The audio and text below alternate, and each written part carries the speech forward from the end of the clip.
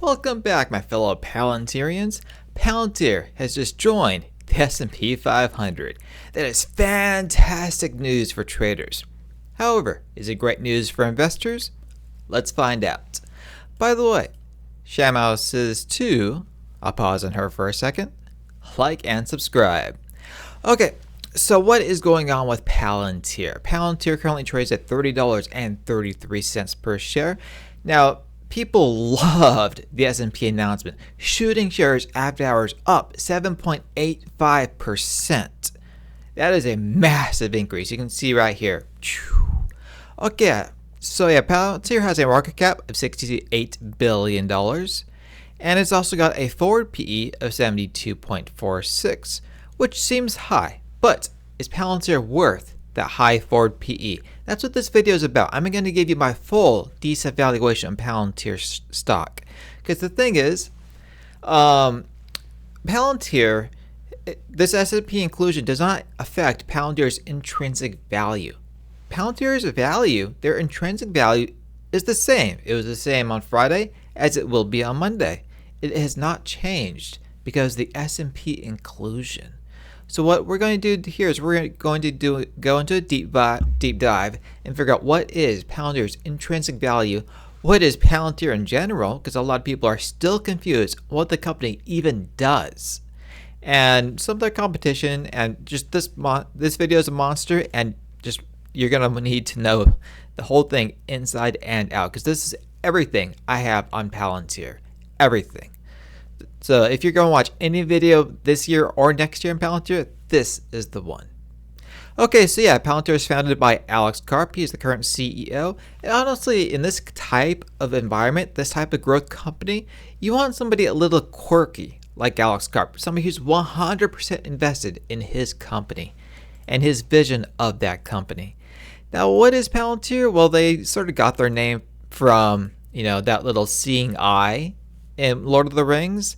And that's what basically Palantir does. They let you see into your own data and be able to analyze your own data.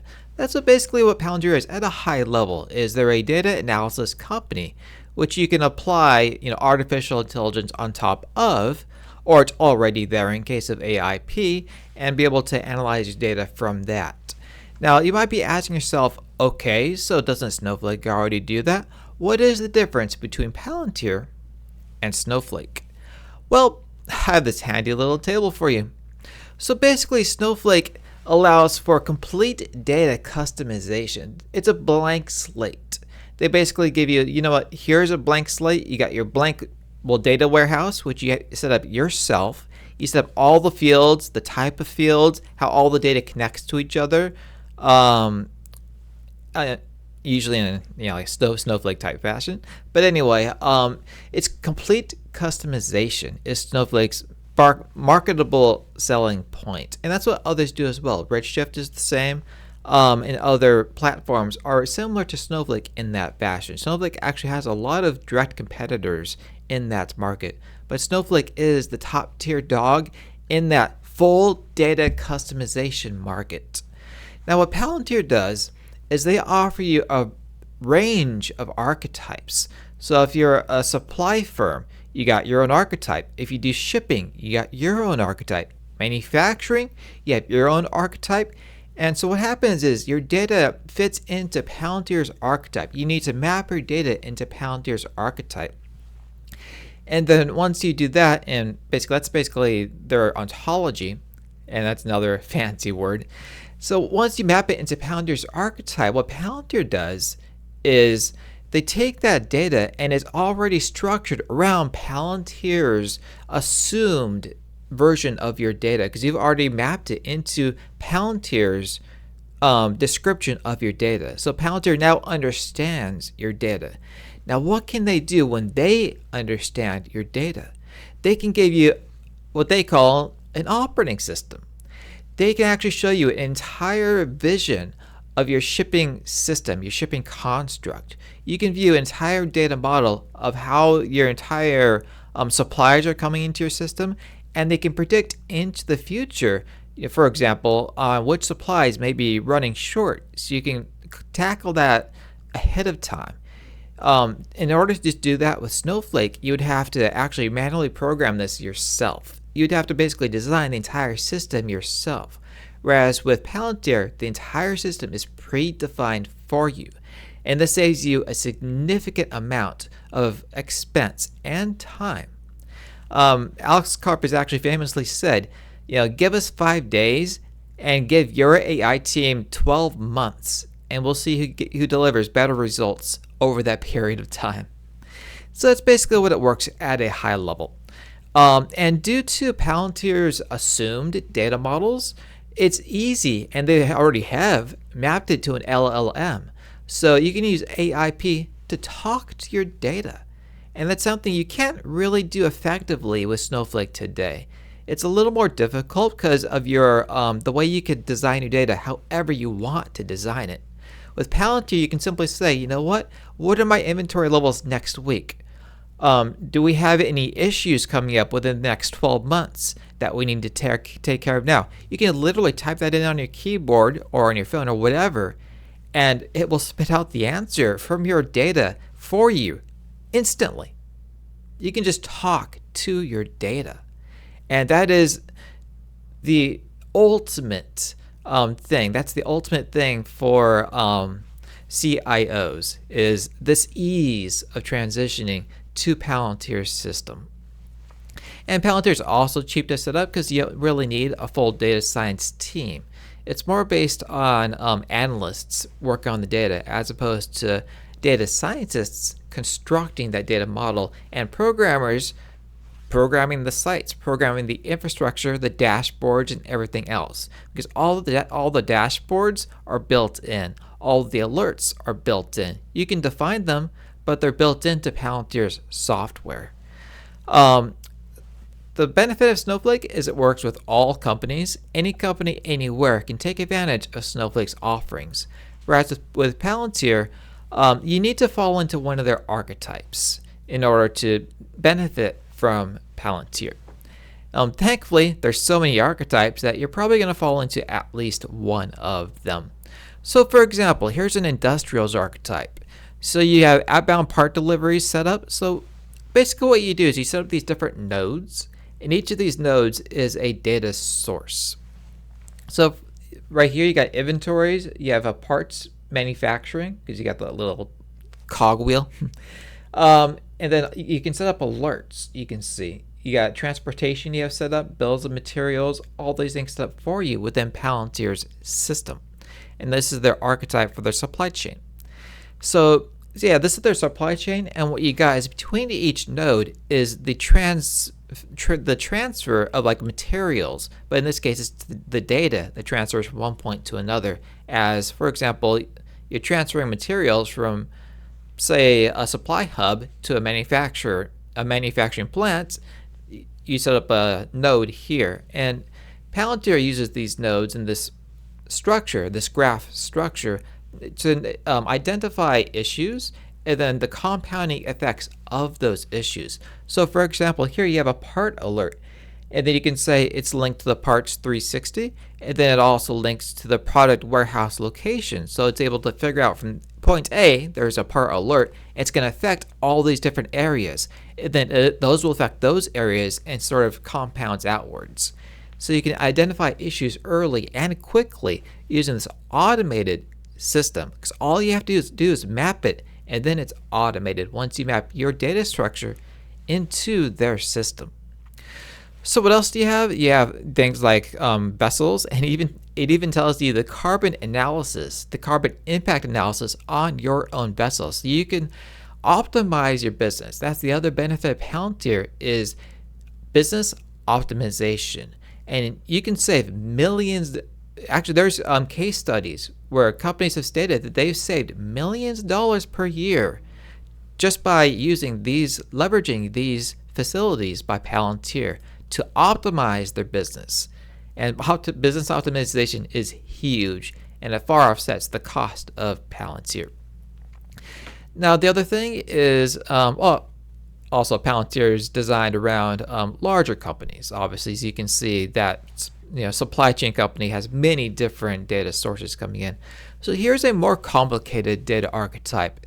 So Palantir supports simple models and complicated models. And here's a more complicated model.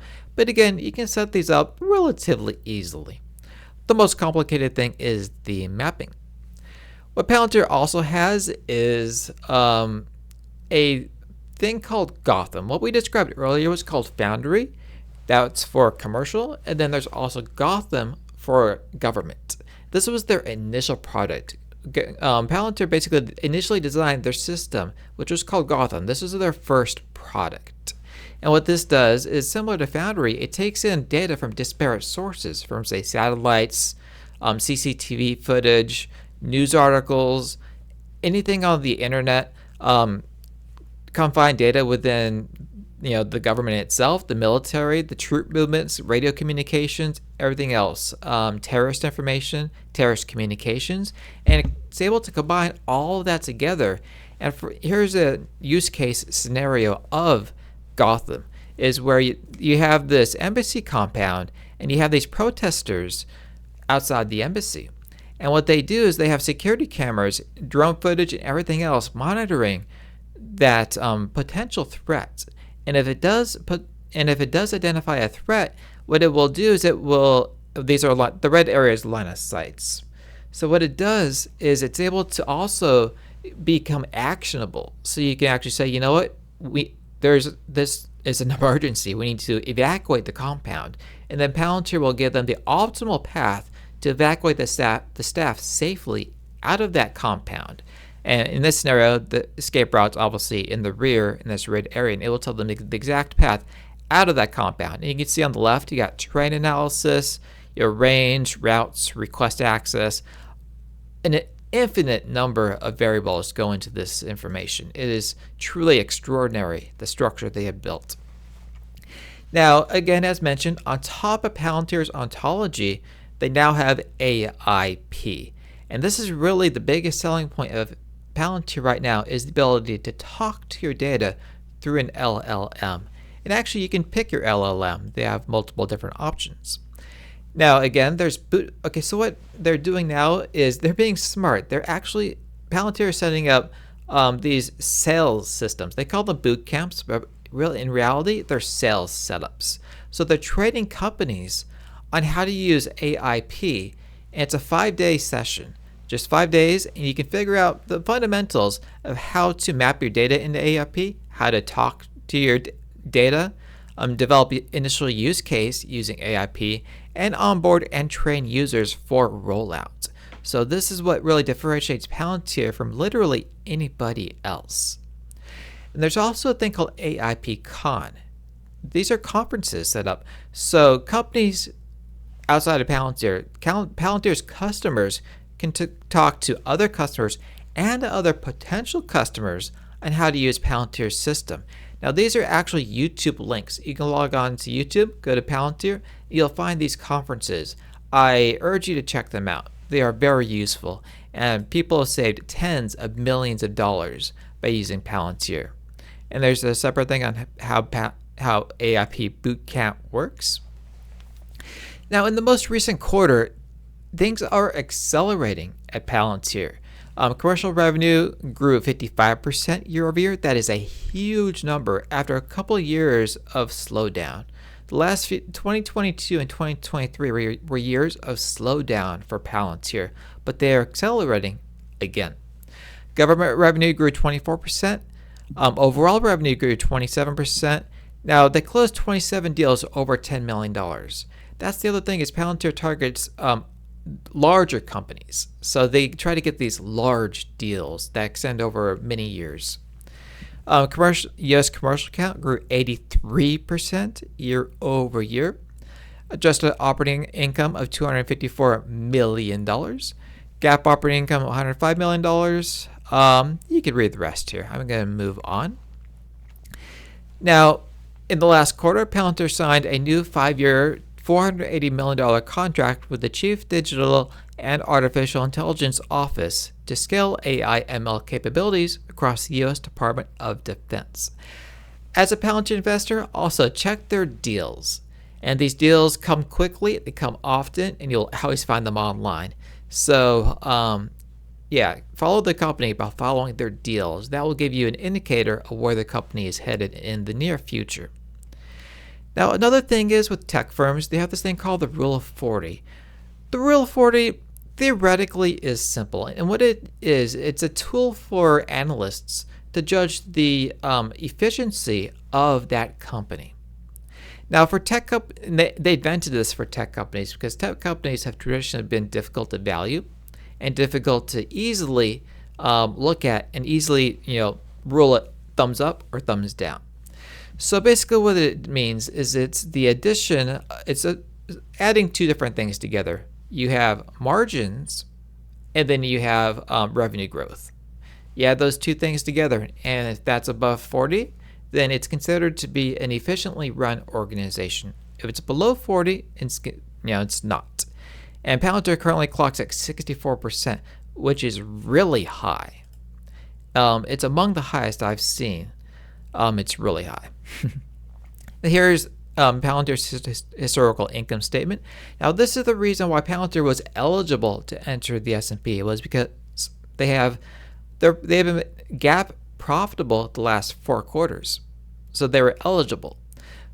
Just because you're eligible, though, doesn't mean you're allowed into the S&P, because in order to get into the S&P is only 500 companies. In order to let somebody else in, they have to kick somebody else out. So when Palantir and Dell came in, 2 other companies had to leave. Here's the cash flows. They're steady and consistent and very, very high. And here's this is a great sheet. Oh my goodness. Look at the difference between Palantir's assets and their liabilities.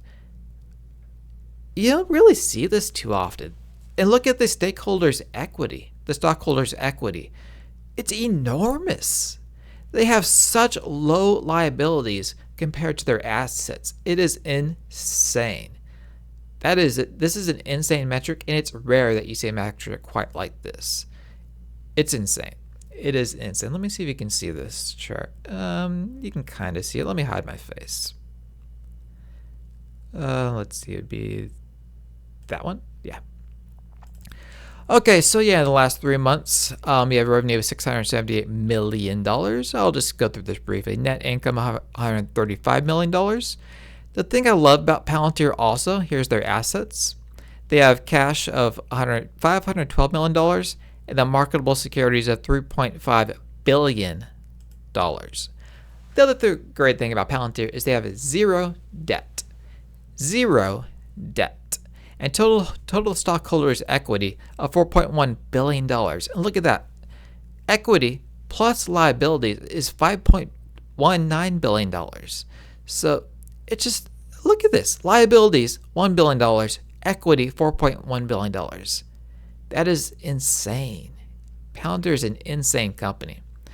And then here's their cash flow statement. You can read it if you like. I'm not going to go into it in detail, because I got more important things to discuss, which is my DCF. My intrinsic value in Palantir is coming up. So what do analysts think? Analysts rate Palantir a hold with an average price target of 25.3% at a negative 16% downside. I don't give analysts too much credence. I care more about what I think than what analysts think. And you should as well. Think about, consider your thoughts higher than analysts and higher than mine. I'm just an idiot on YouTube. Literally, that's me. I'm just an idiot talking into a microphone on YouTube. Take that as it is. Okay, so I'm going to go into my discount cash flow on Palantir. Discount cash flow, what it does is it takes the future cash flows and discounts them to the present value using a discount rate, and basically assumes that all future cash flows added together is what the company is worth. That's basically what it is.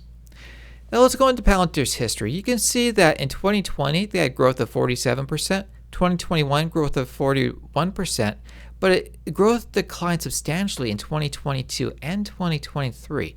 In 2022, growth grew 23%. In 2023, 16.7%. So their growth is declining substantially. And that's one of the reasons why I was kind of hesitant at that time on Palantir, is because of the quick decline in their growth. Moving on. So the thing is now things are reversing because of artificial intelligence, because of all these new contracts, their efficiency, and AIP. Things are accelerating. Because remember, last quarter saw 55% U.S. commercial revenue growth year over year. 55%. Whereas in 2023, total company growth was 16.7%. So the company is re-accelerating, which is great. Okay, so what is the projections? So the projections for 2024, now these are Palantir's projections actually. They gave an estimate. They're estimating about $2.75 billion in total revenue. So I just copy-pasted that, added a couple $1 million, but generally copy-paste. That would give you a year-over-year growth of 23.72%. Now, I'm estimating that 2025, that's going to increase to 50 or 45%. That's on the back of 70% commercial revenue growth. I'm estimating 2026 at 50%, gradually trending down to 8% commercial revenue growth, and then total company growth of 7.46% in 2033, and total revenue of $14.398 billion. May seem small, but you have to compare that to 2023, last year's revenue, up $2.25 billion. $2.225 billion. And it's enormous growth for this company. I am predicting enormous growth. In graph form, here's the commercial chart in graph form. So you can see 2023 right here, itty bitty number. 2033, a much bigger number. So I'm projecting an exponential growth in commercial. In government, I'm projecting a more linear growth because I don't expect it to grow as much as commercial. Okay, so let's get into the DCF. So I'm assuming a WACC of 16.42%. This is because of their high volatility. You'll notice they have a beta of 2.71, which means they're 2.71 times the volatility of the S&P. And you kind of have to subtract that out. Here's their terminal valuation I have on, or the perpetual numbers on my DCF. I'm not going to go into too much detail. I kind of went over most of these numbers already. So this gives you an implied stock price of $25.33. Keep in mind that there's 2.2 billion diluted shares. Also did a multiple valuation. The multiple valuation's implied stock price is $25.01. That gives you, for me, my base case for Palantir, based off of all those numbers, that magnificent growth, that magnificent artificial intelligence growth, the magnificent AIP growth of actually $25.19. Now, I went over these numbers 6 different times to verify that these are the numbers that I think it will be. I checked it, I double checked it, I rechecked it, and I checked it again. And in my opinion, even based off of the outstanding growth, let me go back. That outstanding growth right here, this outstanding growth baked in, I'm projecting, an implied stock price of $25.19. So in my opinion, today, Palantir is a little bit overpriced. I'm projecting actually a 17% downside on Palantir stock in my base case. Obviously, my conservative case and my bull case are going to be 2 completely different numbers. And you can find both of those at my Patreon. So yeah, you can get into my Patreon for as little as $5 per month. It's the cheapest price. It's the best value you'll ever find. I have portfolio management. So you can track my Patreon portfolio here. I have DCF valuations over 15 different companies and also corporate analyses on those 15 companies. These are 15-page documents, detailed documents on Palantir, Tesla, NVIDIA, AMD, and others. I have an in-depth Palantir DCF or corporate analysis and DCF valuations on my Patreon, which you can download. You can actually take the Excel document, download it, change the numbers, and figure out what intrinsic value you come up with yourself. And that's really what matters, is what you find for yourself. Ignore what I say, ignore what the analysts say, figure out your own value for this company. That's it. Don't forget to like and subscribe, Thank you for watching. Now I'll see you in the next one.